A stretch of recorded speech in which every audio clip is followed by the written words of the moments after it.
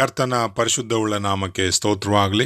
ಈ ಒಂದು ಸಮಯದಲ್ಲಿ ನಾವು ದೇವರ ಸಂದೇಶವನ್ನು ಕೇಳಿಸ್ಕೊಳ್ಳೋಣ. ಅದಕ್ಕಾಗಿಂದು ಆರಿಸಿಕೊಂಡಂತಹ ಸತ್ಯವೇದ ಭಾಗವು ಜ್ಞಾನೋಕ್ತಿಗಳು 10ನೇ ಅಧ್ಯಾಯ ವಚನ 19. ಮಾತಾಳಿಗೆ ಪಾಪ ತಪ್ಪದು, ಮೌನಿಯು ಮತಿವಂತ ಎಂಬುದಾಗಿ. ಯಾವಾಗಲೂ ಕೆಲವರು ಮಾತಾಡ್ತಾನೇ ಇರ್ತಾರೆ.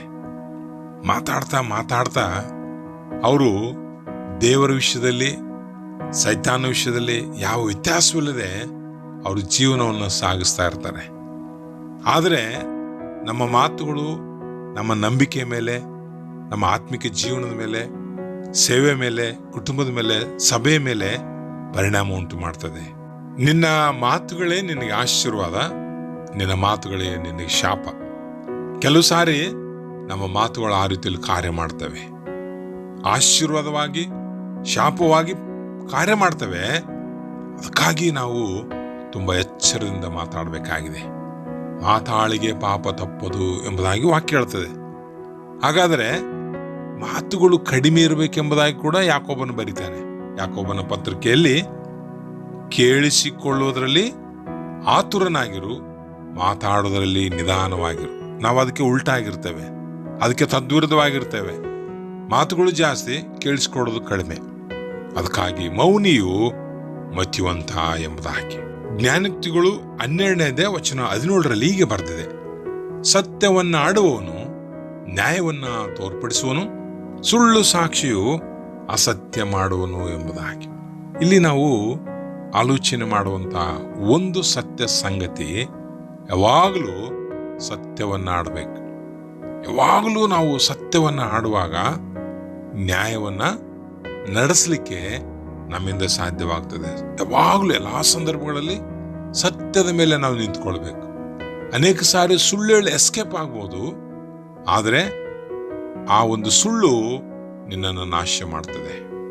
ಕರ್ತನಲ್ಲಿ ಪ್ರಿಯ ಸಹೋದರ ಸಹೋದರಿ, ಎಲ್ಲ ಸಂದರ್ಭಗಳಲ್ಲಿ ನೀನು ಗಾಡಿ ಮೇಲೆ ಹೋಗ್ತಾ ಇರು, ನೀನು ಪ್ರಯಾಣ ಮಾಡ್ತಾ ಇರು, ಆದರೆ ಸತ್ಯವನ್ನು ಆಡಬೇಕು. ಅದೇ ನಮ್ಮನ್ನು ಕಾಪಾಡ್ತದೆ. ಇವತ್ತಿನ ದಿನಗಳಲ್ಲಿ ಸುಳ್ಳು ಹೇಳುವಂಥದ್ದು ಎಷ್ಟು ಸಹಜ ಅಂತ ಹೇಳಿದ್ರೆ, ಬಹಳ ಸರಳವಾಗಿ ಸುಳ್ಳು ಹೇಳುವಂಥದ್ದನ್ನು ನಾವು ನೋಡ್ತಾ ಇದ್ದೇವೆ ಈ ಲೋಕದಲ್ಲಿ. ಇವತ್ತಿನ ದಿನಗಳಲ್ಲಿ ಎಷ್ಟು ಸರಳವಾಗಿ ಸುಳ್ಳು ಹೇಳ್ತಾರೆ ಅಂತ ಹೇಳಿದ್ರೆ, ಯಾವುದೇ ಸಂಶಯ ಬರದ ರೀತಿಯಲ್ಲಿ ಸುಳ್ಳು ಹೇಳಿ ಎಸ್ಕೇಪ್ ಆಗ್ತಾ ಇದ್ದಾರೆ. ದೇವರ ವಾಕ್ಯ ಎಚ್ಚರಪಡಿಸ್ತದೆ, ನೀವು ಸತ್ಯವನ್ನೇ ಹೇಳ್ಬೇಕು. ಹೌದಂತ ಹೇಳಿದ್ರೆ ಹೌದೆನ್ನಿರಿ, ಇಲ್ಲವಾದರೆ ಇಲ್ಲವೆನ್ನಿರಿ. ಹೆಚ್ಚಾಗಿ ಕೂಡಿಸಿ ಹೇಳುವಂಥದ್ದು ಸೈತಾನ್ನಿಂದಲೇ.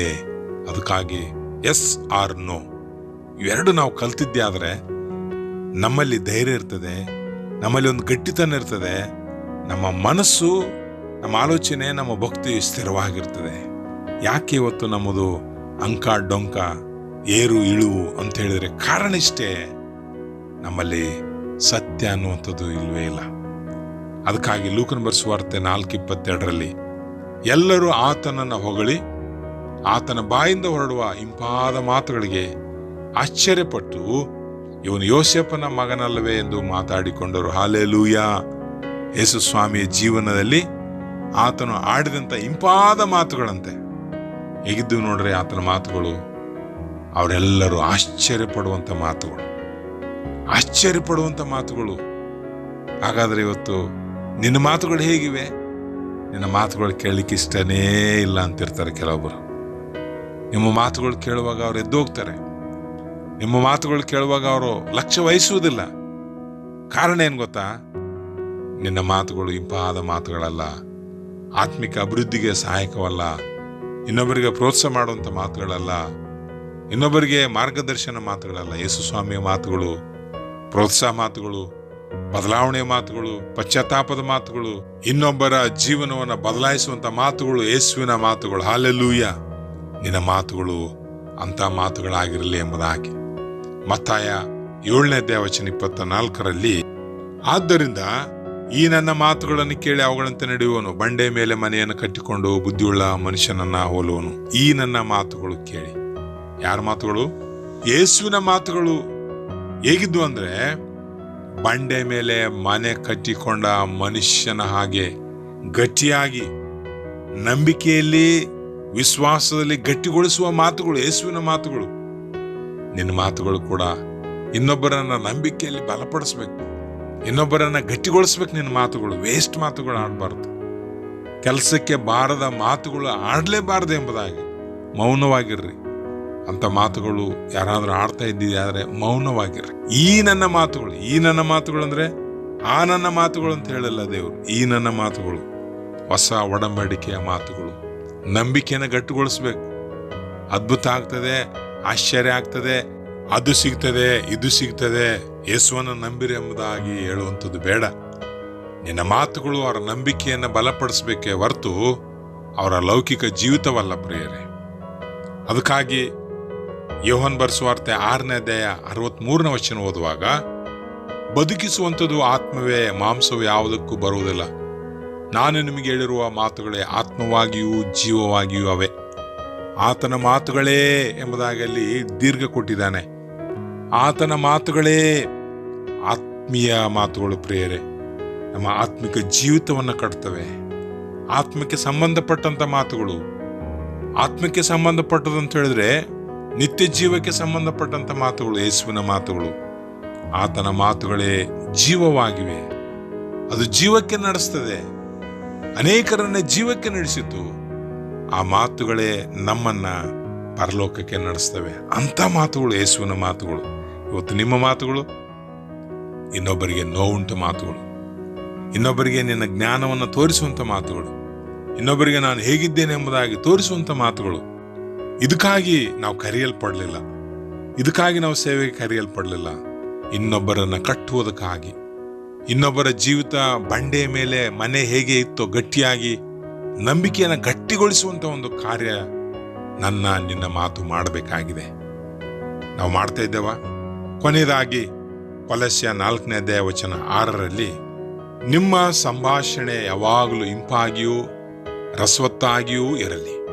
ಹೀಗೆ ನೀವು ಯಾರಿಗೆ ಯಾವ್ಯಾವ ರೀತಿಯಲ್ಲಿ ಉತ್ತರ ಹೇಳಬೇಕೋ ಅದನ್ನ ತಿಳ್ಕೊಳ್ಳುವರಿ. ನಿಮ್ಮ ಸಂಭಾಷಣೆ, ನಿಮ್ಮ ಕಮ್ಯುನಿಕೇಶನ್, ನಿಮ್ಮ ಮಾತು ಯಾವಾಗಲೂ ಇಂಪಾಗಿ ರಸವತ್ತಾಗಿ ಇರಲಿ. ಯಾವಾಗಲೂ ಎಂಬುದಾಗಿ ಹೇಳಿದ್ದಾನೆ ದೇವರು. ಸಭೆಯಲ್ಲಿ, ಮನೆಯಲ್ಲಿ, ಮಾರ್ಕೆಟಲ್ಲಿ ಯಾವಾಗಲೂ ಇಂಪಾಗಿ ರಸವತ್ತಾಗಿರ್ಬೇಕು. ಆದ್ರೆ ನಮ್ಮ ಮಾತುಗಳು ಹೇಗಿರ್ತವೆ? ಜೋಬಲ್ಲಿ ದುಡ್ಡಿದ್ದಾಗ ನಮ್ಮ ಮಾತುಗಳು ನಯವಾಗಿ, ಸುಂದರವಾಗಿ, ಬಹಳ ಮೃದುವಾಗಿರ್ತವೆ. ಏನು ದುಡ್ಡು ಇಲ್ಲದೆ ಇದ್ದಾಗ ನಮ್ಮ ಮಾತುಗಳು ಕಠಿಣವಾಗಿರ್ತವೆ. ನಿನ್ನ ಮಾತುಗಳು ಯಾವಾಗಲೂ ಕೂಡ ಇನ್ನೊಬ್ಬರಿಗೆ ಪ್ರೋತ್ಸಾಹದಾಯಕವಾದಂಥ ಮಾತು ಆಗಿರ್ಬೇಕು. ಇನ್ನೊಬ್ಬರಿಗೆ ನಿರೀಕ್ಷೆ ಹುಟ್ಟಿಸುವಂತ ಮಾತಾಗಿರ್ಬೇಕು. ಇನ್ನೊಬ್ಬರಿಗೆ ಬಲಪಡಿಸುವಂತ ಮಾತಾಗಿರ್ಬೇಕು. ಯೇಸುವಿನ ಮಾತುಗಳನ್ನು ಕೇಳಲಿಕ್ಕೆ ಜನರ ಅಡವಿಗೆ ಬರ್ತಾ ಇದ್ರು. ಇವತ್ತು ನಮಗೆ ಸಭೆಯಲ್ಲಿ ಕರೆದ್ರು ಯಾರು ಬರ್ತಾ ಇಲ್ಲ. ಅಡವಿಗೆ ಕರೆದ್ರೆ ಯಾರು ಬರ್ತಾರ? ಯೇಸ್ವಾಮಿ ಯಾರನ್ನು ಕರೀಲಿಲ್ಲ, ಆತನ ಹಿಂಬಾಲಿಸ್ಕೊಂಡು ಅಡವಿಗೆ ಹೋಗ್ಬಿಟ್ರು ಜನ. ಊಟ ಎಲ್ಲ, ನೀರಿಲ್ಲ. ಇವತ್ತು ನಾವು ಬಿರಿಯಾನಿ ಕೊಡ್ತೀವಿ ಅಂದ್ರೂ ಯಾರು ಬರಲ್ಲ. ಅಂತ ವ್ಯತ್ಯಾಸ ಈಗ ನಾವು ಕಾಣ್ತಾ ಇದ್ದೇವೆ. ಕಾರಣ ನಮ್ಮ ಮಾತುಗಳು. ನಿಮ್ಮ ಮಾತುಗಳೇ ನಿಮಗೆ ನಿಮ್ಮ ಮೌಲ್ಯವನ್ನು ತೋರಿಸ್ತದೆ. Your tongue it shows your character. ನಿನ್ನ ಮಾತುಗಳು ನಮ್ಮ ಗುಣವನ್ನು ಕೂಡ ತೋರಿಸ್ತವೆ ಪ್ರೇರೆ. ನಾವು ಯಾರು ಎಂಬುದಾಗಿ ತಿಳಿಸ್ತದೆ ಆ ಮಾತು. ಅದಕ್ಕಾಗಿ ತುಂಬಾ ಎಚ್ಚರವಾಗಿರ್ಬೇಕು. ಮಾತಾಡಿದ್ರೆ ಹೋಯ್ತು, ಮುತ್ತು ಹೊಡೆದ್ರೆ ಹೋಯ್ತು. ಹಾಗೆ ಒಂದ್ಸಾರಿ ನೀನು ಆಡಿದ ಮಾತು ಇನ್ನೊಬ್ಬರ ಜೀವನ ಕಟ್ಟಬಹುದು, ಇನ್ನೊಬ್ಬರ ಜೀವನವನ್ನು ಒಡೆದಾಕ್ಬಹುದು. ಅದಕ್ಕಾಗಿ ಎಚ್ಚರವಾಗೋಣವ. ದೇವರು ನಿನ್ನ ಮಾತುಗಳ ಮೂಲಕ ಮಹಿಮೆ ಹೊಂದುತ್ತಾನೆ. ನಿನ್ನ ಮಾತುಗಳ ಮೂಲಕ ಆತನು ಸಂತೋಷಗೊಳ್ತಾನೆ. ನಿನ್ನ ಮಾತುಗಳ ಮೂಲಕ ಆತನು ದುಃಖಕ್ಕೆ ಒಳಗಾಗ್ತಾನೆ. ಒಂದ್ಸಾರಿ ಆಲೋಚನೆ ಮಾಡೋಣ. ನಿನ್ನ ಮಾತು ನಿನ್ನನ್ನು ಕಾಪಾಡ್ತದೆ. ಪ್ರಾರ್ಥಿಸುವ. ನಮ್ಮನ್ನು ಬಹಳವಾಗಿ ಪ್ರೀತಿ ಮಾಡುವಂತಹ ತಂದೆಯಾದ ದೇವರೇ, ಈ ಸಮಯಕ್ಕಾಗಿ ಸ್ತೋತ್ರ.